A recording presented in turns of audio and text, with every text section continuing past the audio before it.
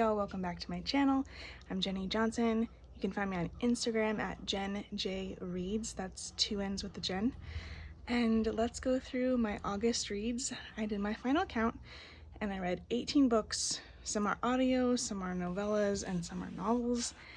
And I'm gonna go through the physical copies of books I have right now, and there's a couple I returned to the library, and I will pop that into here as well. Okay, the first book I read in August is In the Face of the Sun. I picked this up at the Dollar Tree, and it was such a good book. I loved it. It's a historical fiction.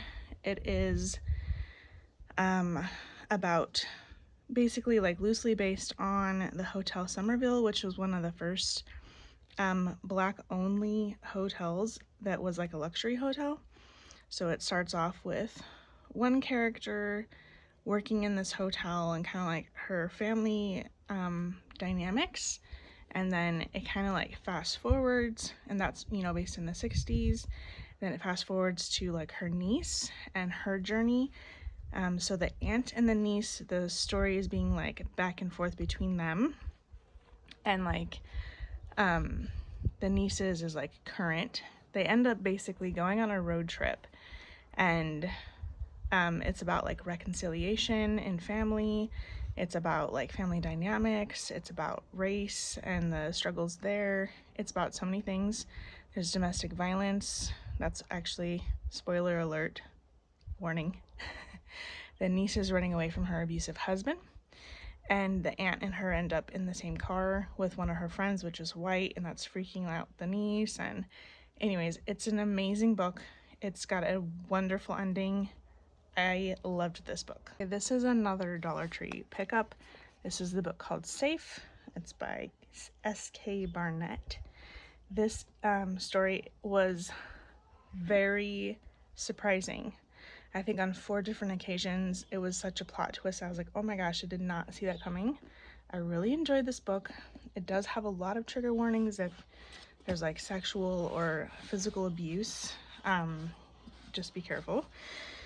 It starts out in the first chapter where this girl who has been kidnapped for 12 years just shows up into this town, and she basically goes to the police and tells them who her parents are, who she is, and she gets reunited with her family, and you would not imagine the crazy like things that go on after that.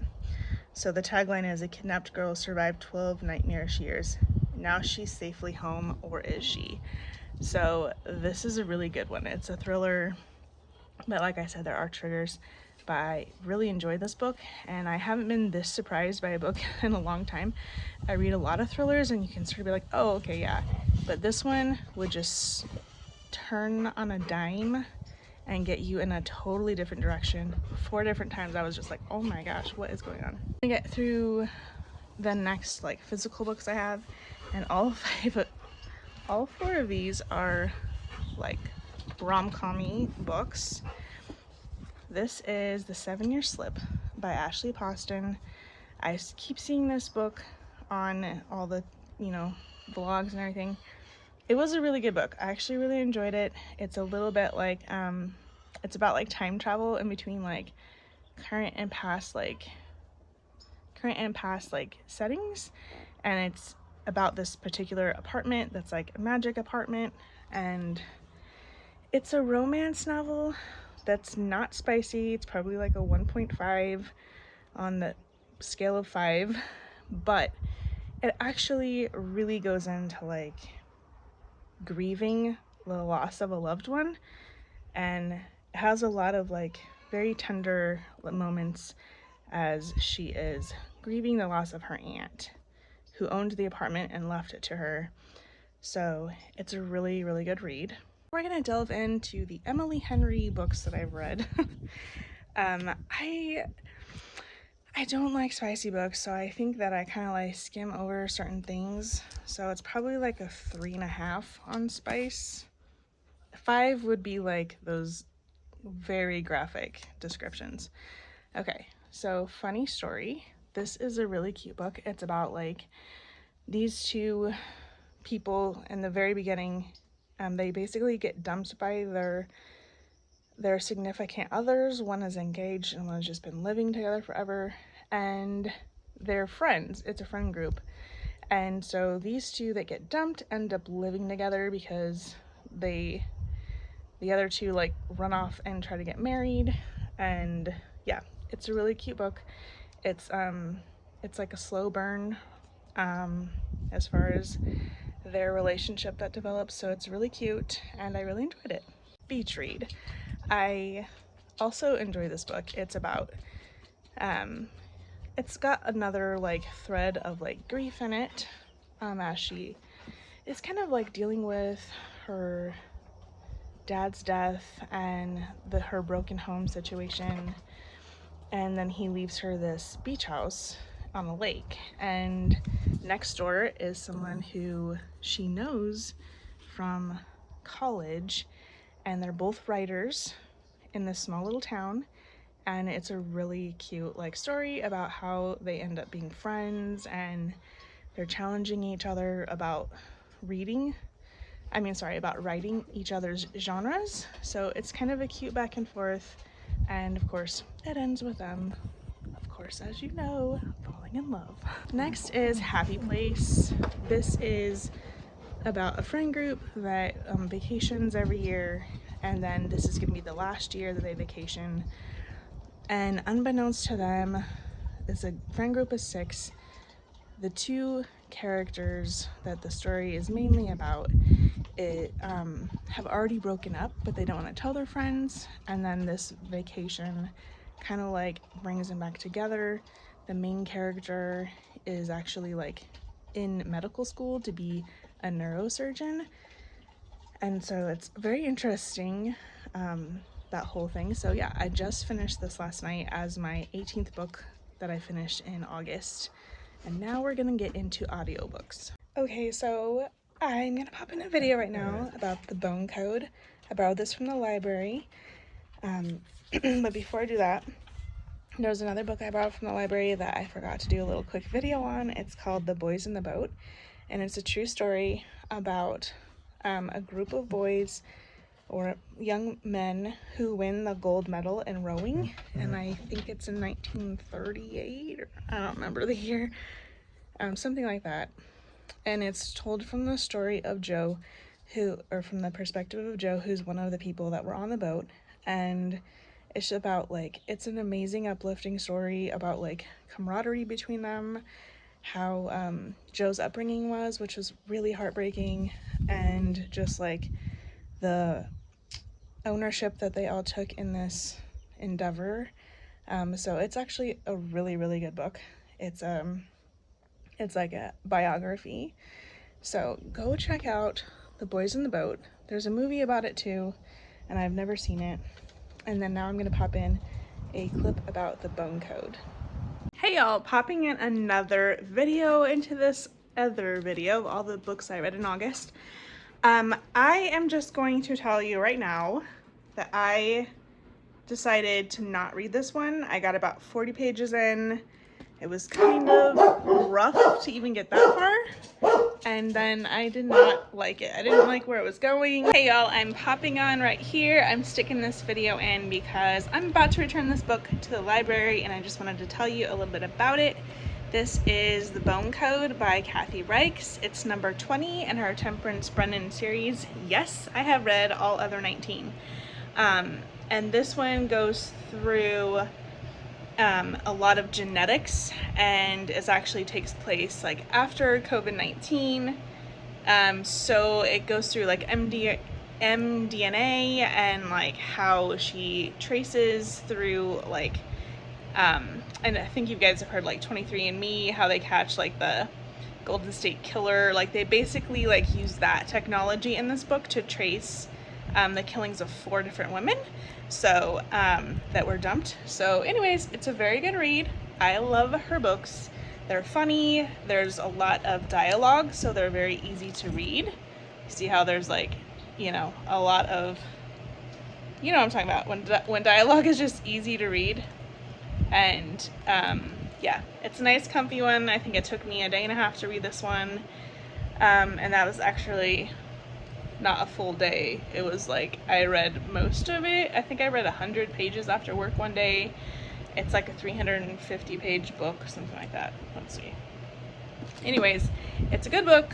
I always recommend her, especially if you like science. Yeah, it's about 350. If you like science and you like murder mysteries, and there's a little bit of romance between her and one of the other characters, which you kind of track their relationship throughout the series. And so that's fun, and yeah, anyways, it's a good one. Okay, so now we're into the audiobooks.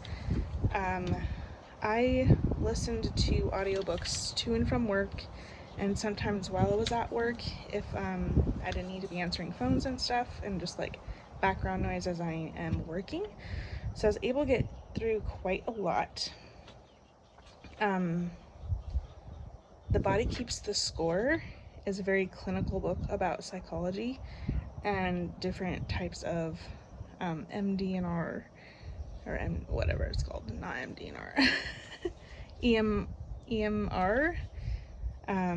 Anyways, it's a really good book if you're interested in psychology. It's very clinical. It's not like a super easy read. I wish that I actually had a copy of it because I would like to use it as a reference. So it's really good. If you know anyone in the military, he did a lot of his like research based around like PTSD and military people, and it's very good. So that is The Body Keeps the Score. And then I read, it's a 3-part, but I don't think the third one is out yet, The Bookstore Sisters and The Bookstore Wedding. They're novellas, and it's about these two sisters, and they inherit their father's bookstore, and it's got a little like small town romance thing going on. It's cute. The next one is I listened to With Any Luck by Ashley Poston. I think it was Ashley Poston. I didn't like it. It was like too spicy and it just wasn't my thing. The Lioness of Morocco, which was an amazing story. However, it does have a little spice in a couple spots. It's about this woman who's an American. It's set like in the early turn of the century time, and they moved to Morocco. Her husband is like a ship merchant, and it turns out, this is a spoiler alert, it turns out that he is actually like into some really shady stuff. So she ends up like being by herself, and she meets this French man, and they fall in love, but it's like the kind that they never are able to like be together. It's about like this strong woman who ends up taking over her husband's business and continuing to live in Morocco even though she's English. It's a really good story. It's got a lot of complex things in it, but it's an amazing book. And I think it's completely fiction. And then I also listened to the Sawmill Book Club, and this is about like an older woman like in my age who moves to this town, and she becomes a part of this book club, getting new friends, and then of course there's a love interest, of course, all that kind of thing. And the last one that I read was 1984 by George Orwell, and I have been putting off reading this book so much. I've tried to read it, a physical copy, a couple times, and I just don't really like it. And I would say that I probably would still give this book a 3. It's written well. The concepts are like good, but they're a little far-fetched. It's not exactly like communism is, but it kind of is in a way. But anyways, I just don't like, there's a lot of like brass kind of concepts, and it's kind of weird, like dystopian sort of thing. But of course it's a classic, and I have to at least give it a go. So I read it, and I can say that I did it. And that is it for my audiobooks. Okay, so I just got my very first Kindle. I've been so against them, but I have to say, like, it is convenient, and also if I'm gonna read this many books a month, I cannot be buying them all. And I have an Amazon Prime membership, so with that you get Kindle Unlimited offered to you. So I'm actually paying like $10 a month or something like that for it. And so I read 3 books. I read the Housemaid trilogy, so it's called The Housemaid, The Housemaid's Secret, and The Housemaid is Watching. These are all by Frida McFadden, and I really like her style of writing. She kind of goes in between characters when she's telling stories, and that's the same with all 3 of these books. It'll be from one perspective, then another person's, and you're kind of like putting everything together. There's twists and turns. It's an easy read as far as like there's nothing so complicated that if you don't really pay attention, you're gonna miss it. So I like those kind of books on Kindle because a lot of times I'm reading Kindle on the go while I'm out of the house or right before I go to bed. So I don't want things that are too like complicated and hard to follow, but it's still like really exciting and you want to know what happens. So I really like her style of writing. I know she has a lot of other like books that I'm interested in reading as well because of this trilogy. And those are all the books I read in August. Thank you all so much for watching. Don't forget to hit subscribe and like this video. Share me with your friends and let me know in the comments some of your favorite books from the month of August 2024.